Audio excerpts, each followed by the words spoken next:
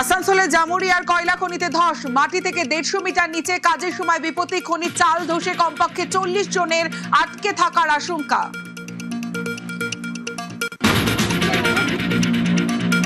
বিষ্ণুপুরের তৃণমূল বিধায়ক দিলীপ মণ্ডলের বাড়িতে তল্লাশি, হুমকি, ভিডিও ঘিরে বিতর্ক, বিধায়কের বিরুদ্ধে এফআইআর, জামিন অযোগ্য ধারায় মামলা, পৈলানে কেন্দ্রীয় বাহিনী দিয়ে বাড়ি ঘিরে তল্লাশি পুলিশের।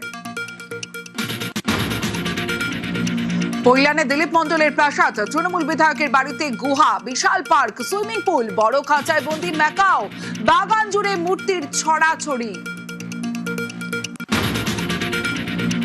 অবশেষে ইডি দফতরে শান্তনু সিনহা বিশ্বাস, সোনাপাপ্পু যোগে তোলাবাজির মামলা, নাম জড়ায় বালি পাচারেও। এনআরআই কোটায় ছেলেকে ভর্তির অভিযোগ, বারবার তলব এড়িয়ে আজ সিজিওতে কলকাতা পুলিশের ডিসি শান্তনু। উত্তরবঙ্গ থেকে প্রথম বিধানসভায় স্পিকার, নতুন অধ্যক্ষ কোচবিহার দক্ষিণের বিজেপি বিধায়ক রথীন্দ্রনাথ বোস, দলের রাজ্য কমিটির সহ সভাপতি, প্রথমবার বিধায়ক হয়ে স্পিকারের দায়িত্ব।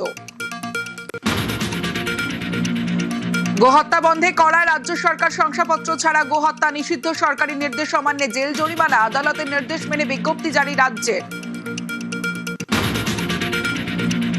স্কুলে প্রার্থনা সঙ্গীতে এবার বন্দে মাতারাম, জাতীয় সঙ্গীতের পর বন্দে মাতারাম গাইতে হবে, স্কুলে নির্দেশিকা পাঠানোর প্রক্রিয়া শুরু শিক্ষা দপ্তরের।